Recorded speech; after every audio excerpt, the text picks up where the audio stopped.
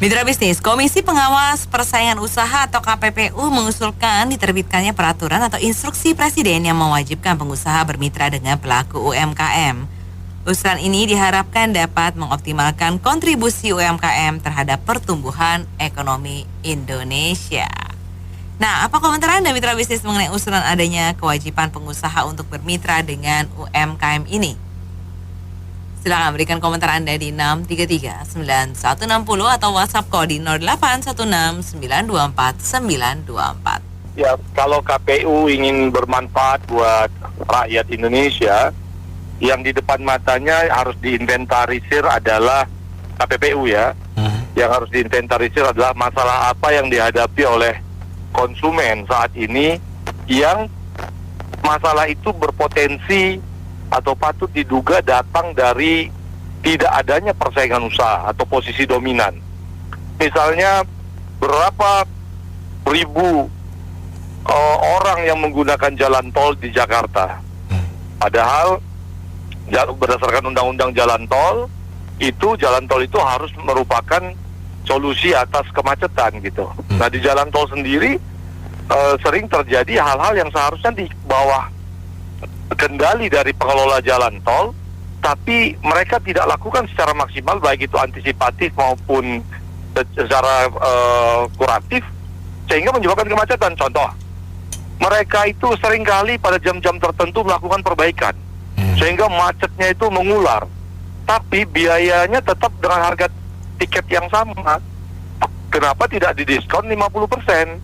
Atau tidak dibuat papan-papan pengumuman sebelum orang masuk bahwa perjalanan Anda jadi lebih macet. Nah, ini kan menyebabkan adanya hak konsumen yang hilang. Orang tidak bisa punya pilihan. Bayangkan kalau Anda rumah di Kelapa Gading, kerja di Jakarta Selatan, kan Anda nggak punya pilihan lain kan, kecuali mau berangkat Senin sampai Rabu misalnya di Jakarta Selatan, di Lenteng Agung misalnya. Nah, oleh karena itu, jangan justru hal-hal yang meminta keputusan Presiden untuk wajibnya itu nggak perlu, Pak. Karena perusahaan di Indonesia ini perusahaan besar ke perusahaan menengah ke UMKM, itu secara organik dia akan bermitra selama memang UMKM itu ada di dalam jalur value chain-nya gitu, atau operational value chain-nya itu memang ada, ya harus bermitra, Pak. Karena itu mitra strategis yang bisa mereduce biaya ya, menurunkan biaya produksi. Iya, ini impress terhadap Presiden ya. Iya, KPPU berarti ya perantaranya ya. Kemungkinan kalau ini instruksi Presiden ya dari Presiden asalnya wacana atau rencana ini, ya seharusnya tidak melanggar syarat material dari pembentukan suatu peraturan perundang-undangan. Tadi saya ngikuti bicara sebelumnya aja, saya pikir ini bukan impres itu ya. Kalau impres ya ini seharusnya tidak boleh si kebijakan yang dibuat itu tidak memenuhi syarat formil dan material suatu pembentukan suatu perundang-undangan. Karena ada syarat material itu kan ada di peraturan pasal Undang-Undang Nomor 12 tahun 2011. Itu kan syarat material salah satunya itu suatu peraturan kebijakan tidak boleh mengikat rakyat secara pribadi, bolehnya secara publik. Ini menandakan bahwa kalau rakyat diikat secara pribadi, ya rakyat tidak punya hak asasi untuk bebas memilih. Contohnya tapra. Itu kan harusnya pekerja swasta misalnya kalau benar-benar diberlakukan tahun depan itu ya, tahun 2025, pekerja swasta tidak boleh dipaksa untuk membeli rumah subsidi pemerintah. Ya terserah pekerja swasta mau beli rumah atau tidak. Siapa tahu udah punya rumah, siapa tahu masih pengen ngontrak, atau beli rumah tapi bukan yang subsidi pemerintah, yang swasta, dari swasta kan bisa seperti itu. Begitupun juga dengan peraturan yang pengusaha diwajibkan untuk melapor kalau menerima pekerja atau memberikan pekerja, kan tidak juga, terserah pengusaha, yang punya usaha itu pengusaha, bukan pemerintah, kecuali perusahaan BUMN, perusahaan yang ada unsur pemerintahan, uang pajak rakyat di situ ada gitu ya. Ini kan bukan, dan inilah pengusaha itu tidak punya hak asasi, apalagi mau ada peraturan yang ini, investasi ini tentang wajib membina UMKM atau UKM. Ya tidak wajib juga, masa mau diwajibkan peraturan? Itu kan terserah pengusaha swasta sekali lagi. Kalau diwajibkan, maka pengusaha swasta tidak memiliki hak asasi. Kan manusia juga, bukan yang lain manusia gitu ya, pengusaha swastanya. Gimana nih kalau kita negara demokrasi tapi hak asasi tidak terjamin? Yang namanya bukan negara demokrasi, negara otoriter. Itu yang pertama. Yang kemarin peraturan kebijakan yang PP itu juga yang untuk membuka lowongan atau memberhentikan seseorang pekerja itu harus lapor pemerintah juga kan sebetulnya itu kan udah tidak memenuhi syarat material, jadi udah tidak sah, tapi harus dilaksanakan juga nggak benar sebetulnya, tapi dipaksakan juga kan. Nah, takutnya nanti yang tapera, yang iuran ini itu diwajibkan dipotong, pekerja swasta diwajibkan juga, termasuk pengusaha swasta diwajibkan. Nah, kita kan tahu bahwa alasan untuk membina atau membantu UMKM yang dikenakan pada pengusaha itu kan sebetulnya hanya kemungkinan alasan saja, karena nanti ujung-ujungnya bagi yang masih kroni-kroninya penguasa dibebasin tuh mau bina atau tidak, atau membina tapi dicari tuh UKM-nya yang kira-kira nggak perlu modal banyak keluar, kira-kira usaha udah maju, dapat deh orang-orang yang pro penguasa. Yang tidak pro penguasa dapat apa? UMKM yang susah banget, yang butuh modal banyak buat dibantu, yang keadaannya susah, jadi keluar modal banyak deh tuh yang nggak pro penguasa. Kan kemudian seperti itu, kayak tahun kemarin juga dilakukan begitu sudah. Walaupun tidak ada kewajiban, tapi ternyata dipaksa-paksakan. Kalau tidak mau, izin perpanjangan usaha dipersulit, kadang dicabut itu. Itu kemungkinan pernah dilakukan pada saya itu ya, dan saya melawan waktu itu. Jadi memang di negara kita serba otoriter, bukan demokrasi. Dalam mengatur manajemen ekonomi, manajemen pendidikan, dia dijual beli kursi bangku pendidikan. Diindustrikan di beberapa radio loh, ternyata dijual beli. Di bangun sekolah negeri untuk dapat sekolah negeri, apalagi di universitas negeri, belum di sekolah kedinasan, dan ada punglinya juga gitu ya. Terus didiskusikan lagi tentang pungli-pungli, pengusaha swasta dipungli, ada ormas, ada oknum-oknum berseragam, ada preman-preman kampung gitu ya, dan lain-lain. Ya, orang selama masih dipungli-pungli, mau dia UMKM, mau dia UKM, mau dia pengusaha PT kecil besar menengah, ya usahanya lama-lama mengalami kerugian besar, bisa-bisa bangkrut. Jadi alam usaha yang penuh pungli itu di Indonesia belum berakhir sampai sekarang, masih ada. Kenapa harga pangan tuh soal melonjak padahal tidak hari raya, tidak dekat tahun baru? Ya karena di manajemen pangan dari hulu ke hilir kemungkinan ada punglinya. Kenapa harga pupuk itu naik? Kemungkinan ada pungli. Makanya petani teriak-teriak tuh harganya tinggi. Lalu pakan ternak kemungkinan juga ada pungli, makanya peternak tuh harganya mengeluh kok tinggi buat makan. Akhirnya harga ayam tinggi, harga telurnya tinggi, akhirnya merembet ke yang lain-lain. Bahkan distribusi transportasi kan juga kemungkinan dipalak-palakin, ditodong-todong di jalan kan. Lalu sampai ke eceran, ya tahu sendiri, kadang pedagang eceran juga ada punglinya. Makanya kita dapat barang dari pengecer tuh, konsumen mau sembako atau apa itu harganya kadang kok tinggi ya sewaktu-waktu. Padahal tidak ada hari raya, tidak mendekati hari raya, tidak mendekati tahun baru gitu ya. Ya manajemen yang penuh kekotoran inilah di negara ini, di berbagai bidang bernegara, ini yang menyebabkan negara ini mengenakan yang berkuasa dan kroninya, tapi tidak enak bagi yang tidak berkuasa dan bukan kroninya. Kebanyakan kan bukan berkuasa dan kroninya. Selalu begitu berganti pemerintahan dari pertama kali merdeka sampai sekarang. Belum ada perubahan yang ke arah positif sama sekali. Kemungkinan seperti itu. Masih ingat tentang susu dibuang ya. Terus perintahnya Sulhas itu cuman, saya sudah memerintahkan bahwa pabrik-pabrik susu harus menerima, titik, selesai. Enak banget. Dan terakhir kalau nggak salah di Pas FM ini mewawancarai asosiasi pabrik susu, kalau nggak salah kayak gitu ya, saya lupa siapa yang wawancarain, dan pabrik susu ini mengatakan sebenarnya kita itu sudah membina mereka bagaimana caranya memeras susu yang benar dan peraturannya harus apa dan apa dan apa, kayak gitu. Itu tuh mereka udah memberikan briefing dan bahkan kepada koperasinya juga. Terus pada saat susunya nggak ada, mereka tidak mau supply. Terus ada pabrik yang tidak bergabung dengan asosiasi tersebut. Lah, disuplai kepada susu mereka, susu petani ini disuplai kepada mereka, pabrik-pabrik yang tidak tergabung pada asosiasi karena diberi harga lebih mahal. Tapi pada saat pada saat pabrik-pabrik susu ini nggak mau terima, mereka kembali kepada yang memberi briefing atau yang selama ini memberi mereka guidance untuk bagaimana caranya, kayak gitu loh. Otomatis kan mereka juga nggak bisa dong seperti itu kalau lu udah hengkang dari pabrik-pabrik susu yang tergabung pada asosiasi, lalu kamu nggak supply, tapi pada saat nggak laku mereka supply, kan mereka juga sudah ada kontrakan kan, siapa yang supply kayak gitu-gitu lah. Itu sebenarnya ceritanya gitu ya.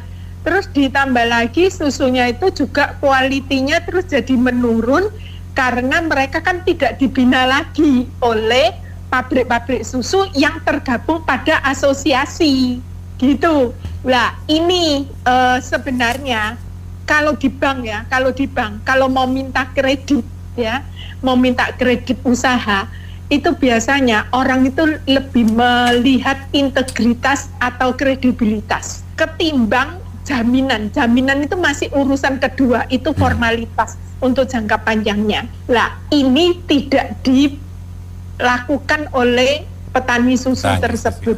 Itu yang membuat mereka akhirnya kayak gini lah.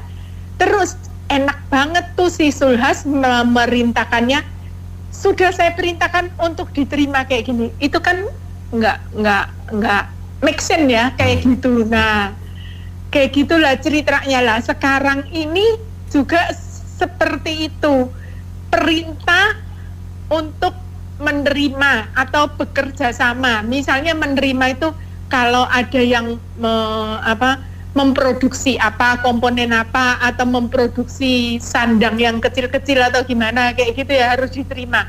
Lah seharusnya kan pemerintah daerah sama kementerian koperasi, kementerian yang bersangkutan lah, itu sebenarnya kan mereka ada dana untuk operasional lah. Dana operasional itulah yang dipakai seharusnya untuk memberikan edukasi kepada UMKM dan membimbing. Jadi bukan cuma edukasi terus pergi ya. Kalau edukasi kan kita bisa baca di internet, ya kan? Nah, tapi memberi edukasi dan dibimbing seperti biasanya kalau ada LSM anak-anak muda itu membimbing dan maksudnya digandeng gitu ya untuk sampai mereka itu bisa ngerti maksudnya apa. Lah kayak gitu, tapi ini kan nggak dilakukan oleh menteri-menteri yang bersangkutan termasuk oleh pemerintah daerah. Sebenarnya kan kayak pemerintah daerah Boyolali, yang lalu kan susu itu Boyolali. Nah, seharusnya kan itu juga dilakukan kayak gitu, seharusnya gitu ya. Jadi kalau udah kayak gitu, barulah memberikan rule bahwa pengusaha besar harus menerima hasil daripada produksi UMKM. Kan seharusnya bijaksananya kayak gitu dong. Bukannya pengusaha diminta menjadi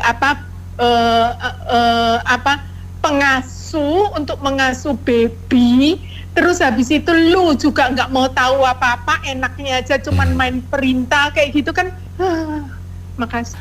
Ya, saya ini kalau bicara pengusaha ini untuk menggandeng ya. Untuk menggandeng UMKM itu saya rasa itu omong kosong gitu, nggak mungkin. Karena apa? Karena perusahaan, apalagi perusahaan besar itu punya standar yang tinggi kan, itu terutama kualitasnya dan lain sebagainya lah, gitu kan. Nah sementara yang diajak menggandeng itu seperti apa, itu loh harus didetailkan, gitu kan. Nah, kalau saya ingat, kalau bicara soal UMKM itu ada istilahnya itu bapak angkat dan anak angkat. Ya, waktu itu kalau nggak salah Pak Franciscus Welerang itu Indofood ya. Nah, jadi beliau itu sekilas saja bahwa kalau UMKM mau maju ya harus dengan sistem bapak angkat, anak angkat. Gitu. Jadi di situ perusahaan sendiri itu tidak kemudian meminta secara yang berlebihan, tetapi yang seperti dikatakan bahwa harus ada pendampingan. Nah, pendampingan yang itu bahkan sampai pada pelatihan dan sampai pemasaran sampai kemudian menghasilkan yang diinginkan oleh perusahaan itu. Nah, persoalannya adalah apakah mau di zaman sekarang perusahaan besar itu melakukan seperti itu. Memang ada dana, ya mungkin ada dana CSR yang mungkin bisa digunakan untuk itu, ya toh. Nah, tapi kan yang jadi pertanyaannya adalah pemerintah itu ngapain, gitu loh. Kementerian ngapain, gitu kan? Selama ini kalau nggak ada proyek, ya UMKM ya hanya jadi pengangguran, ya hanya minimalis, gitu kan? Nah, waktu itu juga saya sempat yang waktu ada pameran di Jakarta itu ya, kalau nggak salah, UMKM yang itu ada dari kerjasama dengan Bank Indonesia juga ya, kalau nggak salah UMKM. Itu juga UMKM-nya itu udah UMKM tingkat skala, istilahnya bukan UMKM lagi sebenarnya, gitu kan. Tapi sudah menjadi perusahaan karena sudah besar, gitu kan. Kalau UMKM kan istilahnya apa adanya, skalanya masih kecil, menengah, ya maksudnya nggak sebesar yang diinginkan. Kalau menggandeng kan berarti kan ya udah siap dengan kualitas produknya kan. QC-nya kan QC-nya udah siap, gitu kan. QC-nya itu ada, gitu kan. Nah, makanya saya bilang kalau perusahaan besar menggandeng UMKM di Indonesia itu omong kosong, gitu kan. Omong kosongnya apa? Ya karena sekarang aja dalam hal permodalan sendiri, istilahnya mau meningkatkan kualitas, mau meningkatkan juga peningkatan SDM-nya di UMKM atau produknya dan semuanya aja, untuk bayar angsurannya aja mahal loh. Istilahnya udah kayak bukan UMKM, maksudnya bukan untuk pinjaman angsuran itu ya seperti biasa aja, kayak komersial begitu, gitu kan. Nah sekarang pemerintah itu harus istilahnya terbuka aja yang dimaksud UMKM seperti apa. Kalau UMKM gampang simpelnya, kalau mau meningkatkan ekonomi, ini jalan trotoar yang pinggiran-pinggiran itu sebenarnya itu bisa digunakan sebenarnya, daripada digunakan oleh ormas, dimintain duit, ya kan?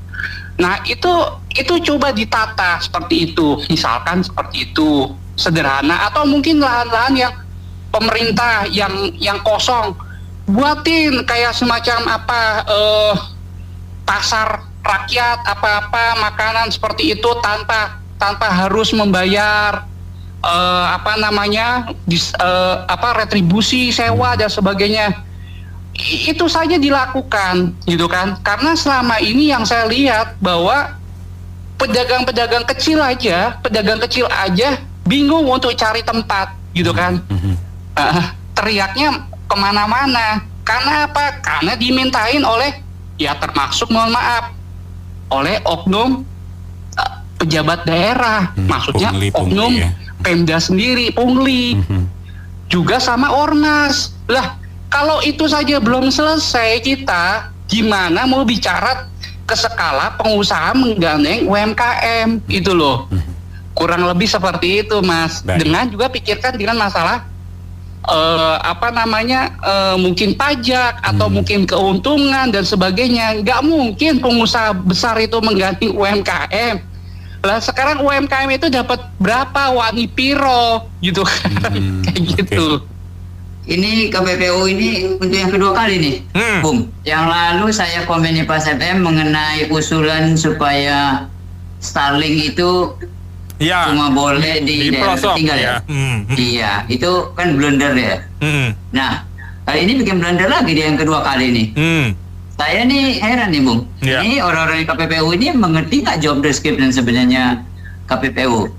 Dari namanya aja Komisi Pengawasan Persaingan Usaha. Iya. Iya kan? Kok sekarang ngatur-ngatur suruh bikin aturan mewajibkan perusahaan bermitra dengan UMKM. Kok ngatur orang bagaimana berbisnis ya, bekerja sama ya? Bukannya pola pikirnya mungkin baik kali ya, mau lindungi UMKM, tapi ngawur caranya ya. Kemarin juga sama tuh. Iya. Ya, tujuannya baik. Mau suruh Starlink jadi filantropis tuh, datang kemari bantu negara inilah. Ya, daerah-daerah tertinggal yang kemarin nggak bisa masuk internetnya karena dikorup, ya Bung. 8 triliun kan dikorup ya Bung. Iya. Nah, jadi desa nggak dapat internet, terus mau suruh Elon Musk jadi filantropisnya, bantuin dong desanya dengan internet gitu ya. Sudah minta bantu di desa, di kota besar di ganjal lagi kan. Mau jadi apa dia? Nggak dapat duit di kota besar, subsidi di kota kecil gitu, di desa. Sekarang yang kedua, mau bantu UMKM, tapi palakin pengusaha besar, gitu kan. Nah, kan kalau orang disuruh kerjasama dalam bisnis itu, orang mau kerjasama pada prinsipnya adalah mutualisme. Betul. Dan kalau dia tidak melihat UMKM itu bisa jadi partner, masa dia dipaksa ya bubar semua itu pengusaha, nanti kita nggak ada investor nih. Iya. Ya kan? Nah, sebenarnya kemarin kebelenggar juga dia kan, nggak tahu ngatur bagaimana UMKM itu. Sebenarnya yang dia tugas utamanya adalah memastikan nggak peduli itu usaha besar kecil, itu persaingannya fair, ya kan? Itu persaingannya ya sehat gitu. Ya jangan sampai nih pengusaha besar menggunakan kapitalnya mereka yang besar itu untuk membunuh UMKM itu. Itu yang dia mesti jaga sebenarnya. Nah, instrumen apa yang dia mesti buat? Itu tugas dia, benar nggak? Betul. Dia digaji malah nyuruh presiden, berani-beraninya dia hubung. Ya kan? Lah, kalau saya menjadi presiden, kamu saya ganti saja. Lah, kamu tugasnya di situ yang mengawasi bagaimana persaingan itu sehat supaya tidak tergilas UMKM. Kamu nggak tahu mau bikin instrumen apa, mau bikin kebijakan apa, malah kamu merintahin presiden suruh keluarin peraturan pemerintah dan mengikat begitu saja. Terus kamu ngapain? Tidur di KPPU? Ya kan? Nggak mau mikir ya? Atau nggak bisa mikir? Tidak. Ya, intinya adalah bagaimana dia mesti menjaga supaya ya UMKM itu punya akses ya ke usaha. Mereka itu dikasih usaha, ya kan? Dikasih pancingan, bukan dikasih ikan gitu. Dikasih kondisi sedemikian rupa sehingga mereka dengan modal kecil itu bisa berusaha. Nah, kalau ketika mereka berusaha kemudian pengusaha besar melihat mereka ini bisa menjadi supplier saya gitu kan, bisa menjadi rekan saya, misalnya di supermarket bisa menjadi vendor saya gitu kan, karena memenuhi semua syarat-syarat bisnis gitu ya. Nah, itu bisnisnya terjadi hubungannya secara alami dan dan itu memang yang akan langgeng, bukan dipaksa-paksa. Kalau dipaksa kemudian dia nggak memenuhi syarat, kemudian perusahaan pengusahanya itu besar harus merugi gitu kan. Hanya kan, nah itu filantropis lagi dia. Gitu aja Bung. Jadi menurut saya KPPU nggak ngerti job description-nya lah. Gitu. Pantun dulu apa nih kita? Ya dilanjut dong kalau begitu. Oh jadi mantap, dites dulu. Sonya Wusu nyangkut di pagar roknya. Cakep. KPPU memangnya udah bener kerjanya? Masuk nggak tuh bro? Perusahaan swasta, kenapa nggak BUMN? Berani nggak dia tuh? Kalau ke swasta lu berani, KPPU berani nggak sekarang? Tugas lu apa gitu loh? Lu kerjanya apa bro? Udah bener belum kalau kata pantun gua tadi bro? Sekarang gini, kita semua tahu, lu KPPU. Nih sebut aja dah. Kartel, ayo, bisa nggak lu berantas? Buktinya nggak bisa lu berantas kartel. Itu kartel di depan mata. Mau kita sebut industri apa, iya nggak? Mau makanan, mau otomotif, apa sembako juga kartel. Emangnya enggak? Berarti lu digaji nggak becus kerjanya, terus bikin peraturan yang macem-macem. Nah, inilah contoh. Contoh apa? Contoh lembaga yang dibentuk terus ada pegawainya digaji pakai pajak. Nah, kebijakan kayak begini. Gua ambil contoh nih ya. Kita nyinggol yang lain nih. Contoh BPOM. kemarin rame kasus anggur muskat, ya nggak? Iya. Thailand terbukti ada residunya, bro. Di sini gua rasa kagak dites, ya nggak? Jadi habis Thailand rame dia baru tes tuh. Dia tes, dibilang kagak. Dalam hati, mana berani lu bilang iya, ya nggak? Kalau lu bilang iya, habis reputasi lu, ya nggak? Ya, yang tes lu bilang kagak, ya iyalah. Coba kalau orang maling teriak maling, ya kagak mungkin. Lah itu contoh kecil aja. Ini KPPU, aduh udah deh, kemarin juga lu belain provider juga ketahuan kok. Hari ini lu gini-ginian. Ya gitu, publik mah cuman ketawain lu aja, puas-puasin aja deh lu makan gaji buta. Ini kayaknya pas FM atau Bro Benny udah angkat KPPU ini, minta kita yang ngomelin kali ya bro. Ini KPPU ini kan Komisi Pengawasan Persaingan Usaha. Yang dia harus pantau itu banyak, itu beberapa industri masih ada kartel. Mereka ngatur harga, sehingga terjadi persaingan yang tidak sehat. Pantaulah di sana, jangan usulin yang enggak aja, pakai mandatori lagi. Iya kan? Iya. Ini kan enggak, menurut saya sih bukan bidang dia. Mungkin lagi nggak ada kerjaan kali ya bro. Nggak ada kerjaan, dia muncul-muncul, kali-kali bisa dipanggil sama presiden gitu kan. Ditanya, apa aja, mungkin dikasih tugas kali. Tapi yang nggak tahu lah di balik ini sebenarnya apa, karena belum berselang lama ya. Iya. Kemarin Starlink sekarang kewajiban untuk pengusaha besar menggandeng UKM, ya. Ya UMKM itu kan pemerintah kan udah ada kementerian yang khusus pembinaan. Betul. Ya kan, udah ada kan pembinaan. Kalau KPPU merasa ada tugas-tugas yang berhubungan dengan fungsi dia, ya dia boleh ikut serta di dalam pembinaan. Kenapa enggak? Jangan dia usulkan kepada perusahaan untuk menjadikan kewajiban. Kalau yang menjadi kewajiban saat ini CSR itu terhadap perusahaan-perusahaan besar, itu pun dengan ketentuan-ketentuan tertentu. Sehingga perusahaan-perusahaan yang tertentu mereka berkewajiban untuk CSR-nya. Nah kalau ini saya kira enggak lah. Tetapi saya pikir terima kasih juga sama Bro Benny sama Pas FM nih, supaya kita sedikit semprot-semprot nih. Iya kan? Iya. Kalau nggak ada ini kali ya, cuma mereka ngoceh-ngoceh, nanti timbul lagi sentimen terhadap lembaga pemerintah, dianggap pemerintah ini ngawur. Tapi saya kira juga enggak semua lembaga pemerintah mewakili pemerintah resmi. Ini banyak juga lembaga yang asal cuap-cuap, justru mungkin di baliknya ini ada sesuatu sehingga mereka seolah-olah mendiskreditkan pemerintah. Iya kan? Ini kan sesuatu yang lantas orang akan mengatakan tuh presiden tuh nggak bener tuh. Ini kan gitu jadinya. Padahal yang bicara ini kan hanya salah satu lembaga yang belum tentu mempunyai kredibilitas untuk memberikan komentar seperti gitu. Sebenarnya kalau usulan sih sebenarnya masih oke lah, karena PKU itu kan sebenarnya persaingan usaha. Nah, tapi sebenarnya masalahnya kan diwajibkan itu loh. Selama ini kan kita dulu kan kita kenal namanya inti plasma. Itu sebenarnya kan kemitraan. Kalau saya baca itu berita tadi itu Pertamina aja ada membina 60.000 lebih loh UMKM. Jadi ya ini cuma masalah kewajibkannya itu.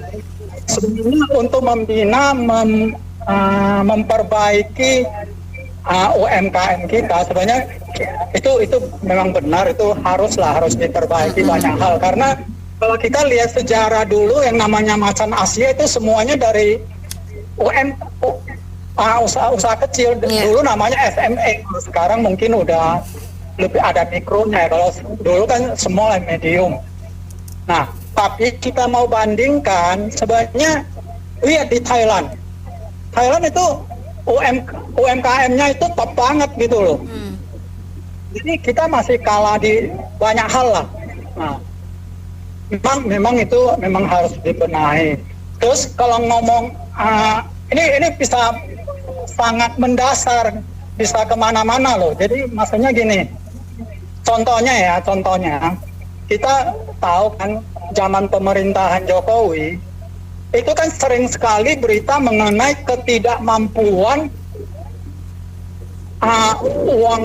uang yang dari pusat yang ke daerah itu cuma diendapkan di bank, nggak bisa dikelola, ya kan? Nah, jadi itu ada terkait dengan kemampuan kita lah, jiwa entrepreneurship-nya bagaimana dan segala macam lah. Nah, kalau tadi pagi ada ngomong soal susu sampai dibuang dulu di Boyolali segala macam, ya itu juga terkait hal itu. Kan banyak hal lah, masih banyak hal yang memang harus diperbaiki. Nah, di sini tugas dan peran dari pemerintah itu bagaimana untuk membimbing. Memang harus diperbaiki. Nah, tapi jangan semuanya dibuangkan ke pengusaha, karena pengusaha itu juga punya beban tersendiri, apalagi kondisi sekarang yang kayak gini. Masalahnya di kita ini banyak hal kelemahan, banyak sekali lininya. Kalau kita lihat aja sederhananya, kita baru pilkada kan, kalau kita lihat nonton debat-debat pilkada itu kan politis semua, umumnya soal what to do, tapi jawaban terhadap how to do-nya itu minim sekali gitu loh. Nah itu menjadi kelemahan mendasar dari kita. Panjang lah, itu dari sumber daya manusia kita dulu yang harus diperbaiki. Nanti ya sampai ke ekosistem lah, banyak hal. Ini terkait ke banyak sekali hal. Ya, usulan ini bagus banget menurut saya sih. Cuman ada satu yang harus dibenahi ya Mbak ya. UMKM ini kan apa ya? Dia harus badan hukumnya apa dulu nih? Badan hukumnya itu apa? Cuman yang penting ada perizinan dari pemerintah aja, yang perizinan online gitu doang, atau CV atau PP. Nah kan nggak jelas nih, UMKM kan banyak skalanya. Sekarang aja nih, ya menurut saya yang pasti dibenahi itu bukan kerjasama dengan UMKM, utang piutang dulu. Sekarang ini UMKM aja banyak yang nggak bisa bayar ke pemerintah, akhirnya dihapuskan hutangnya. Ini ke pemerintah loh Pak. Ini mau kerjasama dengan swasta, bagaimana nanti UMKM itu ngambil barang ke perusahaan swasta, terus dia nggak bisa bayar. Pemerintah mau tanggung jawab nggak? Paling cuma pemerintah bilang, oh iya mohon maaf, mungkin bisa dimaklumin UMKM-nya itu tidak berjalan, mungkin diampunin. Mana bisa Mbak swasta digituin. Swasta loh Mbak, dia harus menafkahi karyawannya, dia tidak dapat subsidi dari pemerintah. Jadi menurut saya benahi dulu lah undang-undang hutang piutangnya pemerintah Indonesia. Soalnya pemerintah hutang piutang itu di Indonesia ringan banget hukumannya. Kalau nggak bisa bayar itu bukannya hukuman pidana tapi perdata. Nah, hukum perdata itu di Indonesia seperti apa? Kita tahu itu sendiri.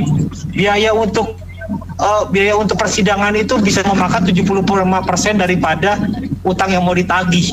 Sekarang kalau si pengusaha untung 10-20%, udah habis untuk biaya 75% dari utang yang mau ditagih itu untuk biaya perkara, nyewa pengacara dan persidangan dan lain-lain. Apa mau swasta? Saya rasa pemerintah itu harus benahi dulu lah undang-undang hutang piutang itu. Jadi jangan sampai nanti swasta itu semua gulung tikar akibat peraturan pemerintah seperti ini. Terima kasih. Saya setuju dengan usulan ini, tapi harus balance. Artinya ada peraturan juga untuk UMKM-nya, tanggung jawab dan kewajibannya harus jelas. Terus kemudian kalau sudah dibina katakan segala macam harus jelas, terminasinya segala macam harus jelas. Jangan hanya dari sisi pengusaha aja yang ditentukan, harus dua-duanya dikasih peraturan. Nanti. Saya pikir sih itu nggak usah disuruh-suruh ya, kan udah ada menteri UMKM. UMKM udah ada menterinya, kenapa harus disuruh-suruh lagi? UMKM itu menterinya harus berperan di dalam menggalakkan atau memajukan UMKM. Karena apa? Cuma dong oleh menteri disuruh-suruh gitu. Nah, karena udah ada jalurnya. Jadi UMKM sekarang ini kan terpisah dengan koperasi. Jadi itu yang harus harus digalakkan, harus dimajukan. Jadi nggak usah disuruh-suruh lagi sebetulnya. Ya malu dong menterinya itu. Menteri dari mana itu, dari PAN atau dari mana itu? Itu malu ya kalau nggak mau memajukan UMKM. Karena dia udah disuruh sama Pak Prabowo untuk memajukan UMKM. Ya. Kalau UMKM kan sangat banyak ya. Mungkin dia maksudnya itu yang elektronik atau otomotif kali, mungkin begitu kali maksudnya. Sebetulnya UKM yang dibina Pak Harto itu kan sekarang itu kacaunya karena apa? Karena itu pemerintah itu punya prinsip keluar kantong kanan masuk kantong kiri gitu. Itu kan sebetulnya dulu itu kan pasar itu kan nggak boleh ikut jualan gitu zaman Pak Harto tuh pasar. Kalau pasar ya nyewain ruko, nyewain tempat gitu. Jadi fasilitas untuk UKM biar ekonomi berkembang. Tapi setelah sekarang itu kan PT Pasar Jaya ini di Jakarta yang di dalam masyarakat jualannya nggak laku, yang di luar itu bagi-bagi kebutuhan pokok sembako lah gitu. Karena kan ada subsidi itu dikasih gratis yang menyalurkan PT Pasar Jaya. Akhirnya yang ngontrak sama PT Pasar Jaya lama-lama kan nggak bisa bayar. Tapi kan itu kebijakan pemerintah, mungkin pemerintah lagi bikin kebijakan nggak mikir ke situ. Pikirnya itu saya jadi pemimpin sukses gitu, nggak memikirkan akibat kebijakan itu nanti jadi apa gitu. Belum lagi bulog kan seperti itu juga. Bulog sekarang itu bantuan pangan itu jangan dikasih ke orang, kasih ke bulog aja, bulog jangan nyalurin gitu. Akhirnya pedagang sembako sekarang kan cuman bisa cerita lah. Enakan zaman Pak Harto kan begitu kalau kita tanya gitu. Karena kan kalau BUMN kan daya saingnya ada, ya kan?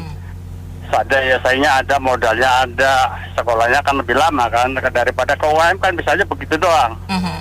Bisanya begitu, udah bisanya begitu, sekarang pasarnya diambil kalau jualan ibaratnya kan masih penting lah bersaing gitu. Tapi kalau barangnya dikasih gratis kan itu matiin ekonomi UKM gitu. Mengenai mitra antara pengusaha lokal dengan pengusaha pemerintah ya, saya jadi inget nih Jeng, dulu ada lulusan tahun 90-an, nggak tahu Jeng Lina masih inget apa enggak ya? Apa tuh? Yang mana coba? Kan waktu ada pameran pesawat ya, waktu itu masih zamannya Pak paling pinter lah. Itu ada pesawat, bikin pesawat namanya pesawat Tetuko Jeng. Ternyata tahu Tetuko.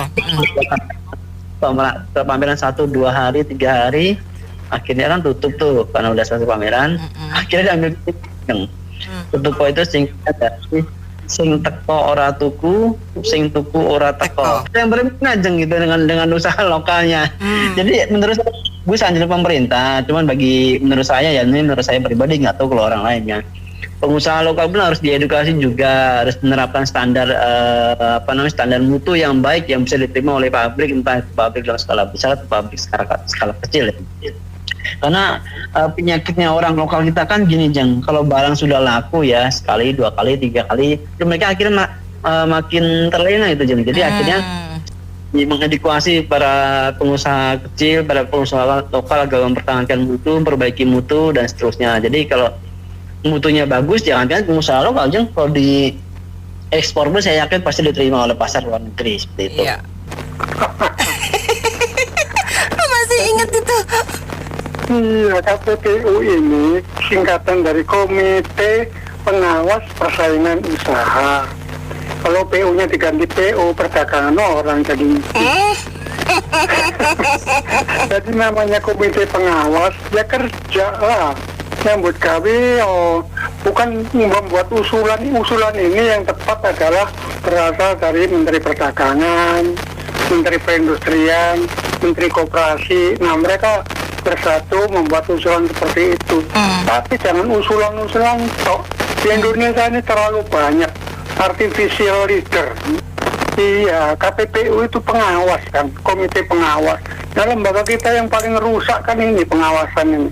Ada korupsi loh, pengawasannya bagaimana kok korupsi sampai beratus-ratus miliar, bertriliunan. Terus lembaga pengawasannya mana? Ada BPK, ada BPKP, ada inspektorat. Terus di lembaga-lembaga apa misalnya kejaksaan punya intelijen, keuangan juga punya intelijen, bea cukai segala macam. Intelijen juga, aduh. Makanya saya sering menyanyi itu karena itu. Saya sudah tahu kerusakannya ini bukan terletak pada krisis ekonomi, krisis lembaga, kelembagaan, atau krisis pemimpin. Iya. Saya sependapat tadi dengan Pak dari yang Sarupa ya. Jadi memang pembinaan memang mungkin sudah dilakukan ya. Mungkin sudah ada programnya. Cuma mungkin belum menyasar betul dan pengawasannya belum ada. Jadi ini juga kami alami juga di daerah kami ya, di daerah Kerawang pun kita lagi dalam rangka untuk menyiapkan UMKM yang sekiranya bisa mensupport kegiatan industri ataupun pariwisata di daerah Kerawang. Tapi tentunya ini perlu pemimpin, Mbak Nena. Jadi misalnya data produk yang mungkin bisa dipasarkan di daerah Kabupaten Karawang itu apa. Kemudian kita akan bina, kita akan kasih guidance bagaimana membuat perizinan, bagaimana membuat produk yang bagus, yang awet, tapi tidak membahayakan bagi konsumen. Kemudian bagaimana cara membentuk harga supaya bisa kompetitif gitu kan.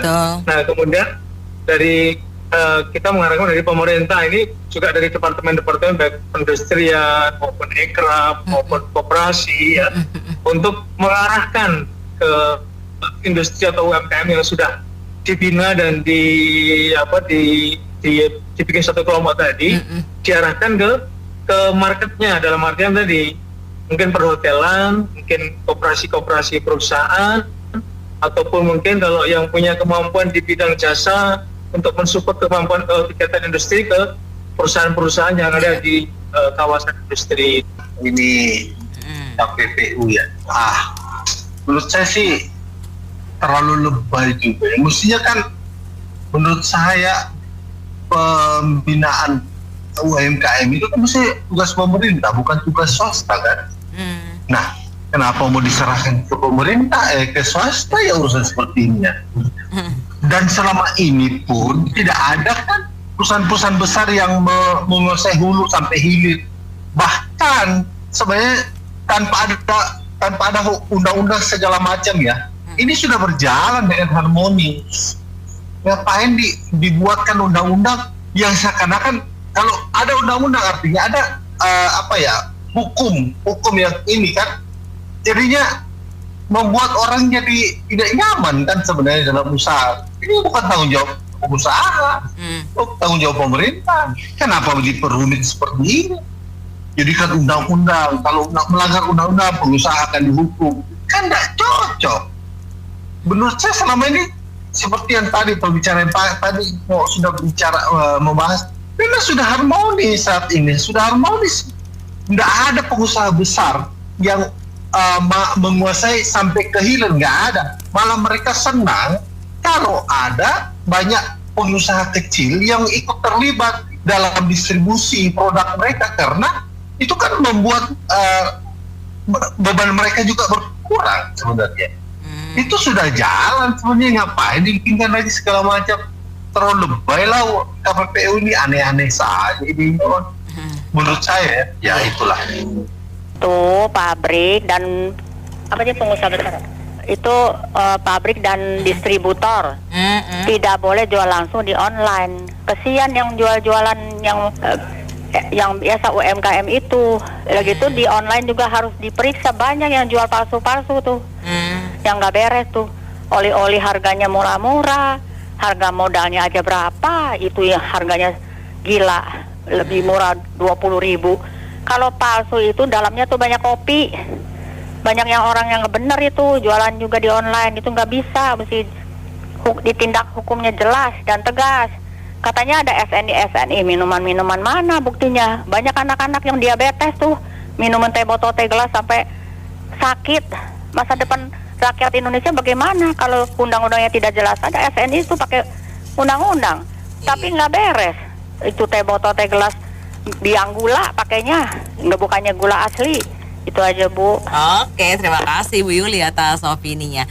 Baik mitra bisnis, sesi Businessman Opinion untuk kali ini. Terima kasih. Saya Anita Wijaya.